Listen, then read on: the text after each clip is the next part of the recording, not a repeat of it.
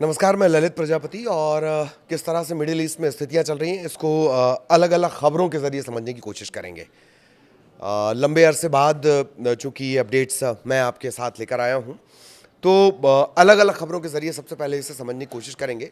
लेकिन सबसे पहले जो बड़ा अपडेट है, अगर इसराइल के ही अखबारों को देखा जाए और उसका एक एवरेज निकाला जाए, तो अब तक जो 12वें दिन के हालात हैं, 12वें दिन में ऐसा लगता है कि कहीं ना कहीं अब भारी पड़ता जा रहा है ये युद्ध किसे, इसराइल को और अमेरिका को। जिस तरह के अपडेट्स आ रहे हैं इसको लेकर भी बात करेंगे। मोटा मोटी एक आंकड़ा कहता है कि 10,000 मिसाइलें, वो फिल्म आपको याद है संभवतः गैंग्स ऑफ वासेपुर, इतना बम मारेंगे, इतना बम मारेंगे, इतना बम मारेंगे, हालत कुछ ऐसी हो गई है।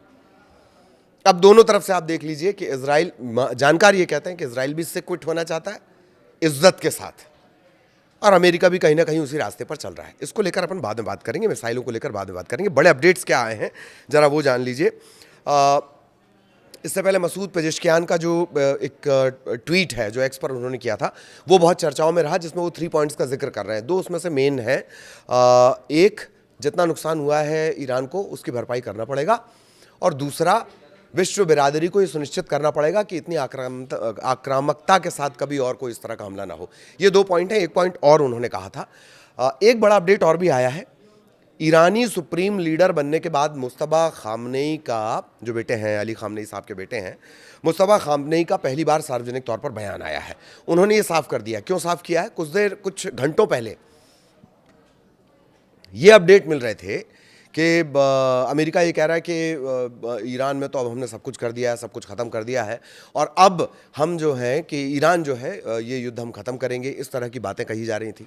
लेकिन बड़ा अपडेट ये है ईरान की तरफ से जो आया है, और पहली बार सुप्रीम लीडर बनने के बाद मुस्तफा खामनेई ने कहा है कि पहला बयान अपना गुरुवार को उन्होंने दिया और कहा कि अमेरिका को ये चेताया है कि मिडिल ईस्ट में मौजूद अमेरिकी सैन्य अड्डों को बंद कर दें, वरना उन पर हमले जारी रहेंगे। मतलब हमले नहीं रुकेंगे। ये ईरान की तरफ से क्लियर कर दिया गया। ईरान कहीं से कहीं तक झुकने नहीं जा रहा है। बातें ये निकल कर सामने आ रही थी। अमेरिका की क्रोनोलॉजी समझिए, फटाफट मैं आपको समझा देता हूँ 3 पॉइंट्स में। पहले बातचीत की बात करेंगे, उसी दौरान फिर हमला हो जाएगा अचानक से। हमला हो जाने के बाद, चूंकि अब तक जो युद्ध रहे, ज़्यादातर युद्ध रहे, वो छोटे छोटे रहे, टारगेटेड ऑपरेशन किया, फटाक से वहाँ से निकल के चले आए। ईरान ने पहले ही चेताया था कि हमला एक भी होगा तो फिर ये लंबा चलेगा मामला, और अब ये मामला लंबा चल गया, 12 दिन खिंच गया, 12वां दिन है आज। तो अमेरिका का पहला बयान। दूसरा बयान आएगा कि हमने सारी चीज़ों को ख़त्म कर दिया है, पर्याप्त सबक सिखा दिया है, पूरी तरह से नष्ट कर दिया है। और तीसरा और चौथा बयान इस तरह का आएगा कि अब तो जो सामने वाला देश है वो कॉम्प्रोमाइज़ करने के लिए तैयार है, वो अपने सारी शर्तें मानने के लिए तैयार है। इस तरह की बातें आएंगी। ये अभी तीसरे फेज़ में अमेरिका चल रहा है। इस तरह की बातें कही गई, और तत्काल बाद मुस्तफा खामनेई का बयान आया कि ये हमले लगातार जारी रहेंगे। ईरान के सरकारी टीवी पर यह संदेश पढ़कर सुनाया गया है। मौजूदा हालात में एक और बड़ी बात जो उन्होंने कही, होर्मुज स्ट्रेट का रास्ता नहीं खोला जाएगा, जहां से 20 से 30% पूरी दुनिया का धंधा चलता है। ऐसा नहीं है कि मिडिल ईस्ट को या ईरान को इसका नुकसान नहीं है। उनके अनाज, उन तक पहुंचने वाली जो ज़रूरी मदद है, वो भी उसी होर्मुज स्ट्रेट से पहुंचती है, और वहीं से तेल का सारा धंधा चलता है, तेल का सारा खेल वहीं से चलता है। दुनिया की गर्दन उसे ईरान कहता है। मुस्तफा खामनेई ने साफ कर दिया है कि होर्मुज स्ट्रेट का रास्ता नहीं खोला जाएगा। अमेरिका, इजराइल और ईरान के जो बीच युद्ध है वो लगातार तेज हो रहा है, और उस बीच मुस्तफा का ये बयान, इसका अंदाज़ा लगा लीजिए। उनके बयान की बड़ी बातें, ईरान पर हुए हमलों की भरपाई दुश्मन देशों को करनी होगी। हर्जाना नहीं मिला तो ईरान भी उतना ही नुकसान उनकी संपत्ति को पहुंचाएगा। ईरान उतना ही नुकसान उनकी संपत्ति को पहुंचाएगा। यही बात पेजेश्कियान ने भी कही थी। मिडिल ईस्ट में मौजूद सभी अमेरिकी सैन्य ठिकानों को तुरंत बंद कर दिया जाए, अन्यथा हमले जारी रहेंगे।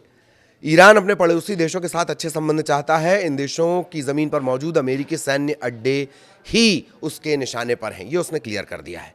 ईरान अपने सभी शहीदों के खून का बदला लेने की लड़ाई जारी रखेगा, चाहे वो पूर्व सुप्रीम लीडर हों या हमलों में मारे गए बच्चे। वहाँ बहुत सारी बच्चियों की मौत हुई है, उसे लेकर बाकायदा ईरान की तरफ से एक पोस्टर भी जारी किया गया। लाशों के बीच में खड़ा हुआ एक व्यक्ति, नोबल का भूखा एक व्यक्ति, ये उसमें दिखाया गया है। कौन नोबेल पुरस्कार चाहता है वो आप सब जानते हैं। ईरानी सेना को उन्होंने धन्यवाद दिया मुस्तफा ने। युद्ध में प्रभावित लोगों की आर्थिक और अन्य तरह की मदद देने की योजनाएं बनाई जा रही हैं। देश एकजुट है।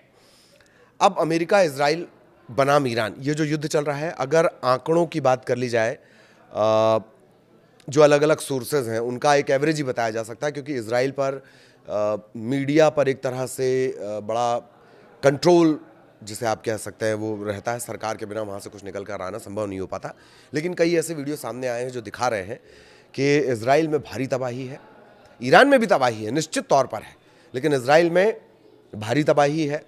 अस्पताल वहाँ पर पूरे भरे हुए हैं, बेसमेंट में, नीचे ज़मीन पर लिटाकर, फर्श पर लिटाकर वहाँ किसी तरह से उपचार किया जा रहा है। इस तरह की तस्वीरें इजराइल से सामने आई हैं।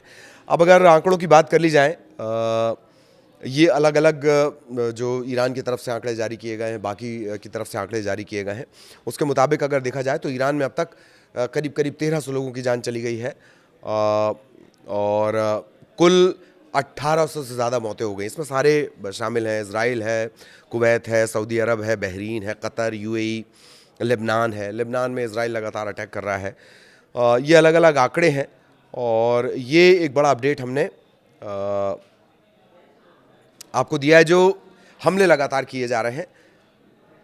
ठीक, ये एक एंगल हो गया कि ये हमले लगातार जारी हैं। अब इजराइल के नुकसान की बात कर ली जाए, जेरूशलम पोस्ट हो गया या जो इजराइल के अखबार हैं, लीडिंग अखबार हैं, उनके आंकड़ों के मुताबिक देखा जाए और बाकी जो अदर सोर्सेज के हिसाब से आंकड़े निकलकर सामने आ रहे हैं, ड्रोन और मिसाइलों के हमले में अगर सिर्फ इजराइल के एंगल से समझा जाए तो अब तक 10,000 ड्रोन और मिसाइल हमले ईरान की तरफ से किए गए हैं। और अब लेबनान की तरफ से जो हिजबुल्लाह है, मैं बार बार लेबनान बोल रहा हूँ, आप उसे हिजबुल्लाह समझिए, तो जो हिजबुल्लाह है और ईरान है, ये मिलकर एक तरह से हमला कर रहे हैं। एक रिदमिक ये हमला है, मतलब एक साथ एक लय में ये हमला किया जा रहा है ताकि इजराइल के डिफेंस सिस्टम को मात दी जा सके और वहां पर नुकसान किया जा सके, इंफ्रास्ट्रक्चर को निशाना बनाया जा सके। इस तरह के हमले किए जा रहे हैं। तो ये जो अखबारों का अनुमान मैं आपको बता रहा था, 12वें दिन आते आते ही नजर आ रहा है कि भारी पड़ गया है इजराइल और अमेरिका पर ये युद्ध। अब तक 10,000 से ज्यादा मिसाइल और ड्रोन हमले ईरान की तरफ से इजराइल पर किए गए। ये सिर्फ ड्रोन हमलों की हम बात कर रहे हैं। टारगेटेड हमले हैं सभी, और हर किसी को ट्रैप करने की बातें जरूर कही जा रही हैं। इन्हें इंटरसेप्ट, माफ कीजिएगा, ट्रैप शब्द गलत है, इंटरसेप्ट करने की बातें जरूर की जा रही हैं। वो अब तक कामयाब होता कहीं नजर नहीं आ रहा है। अब बाकी के अगर बात कर ली जाए तो कई ऐसे देश हैं जिन्होंने अपनी एडवाइजरी जारी की है। इराक से एक अपडेट बड़ा मिल रहा है। Iraq shut down oil port operations after deadly attacks on 2 foreign oil tankers at Bahrain. Bahrain पे हमले के बाद इराक ने पूरी तरह से जो ऑपरेशन है अपने ऑयल से जुड़े हुए पोर्ट ऑपरेशन, वो बंद कर दिए हैं।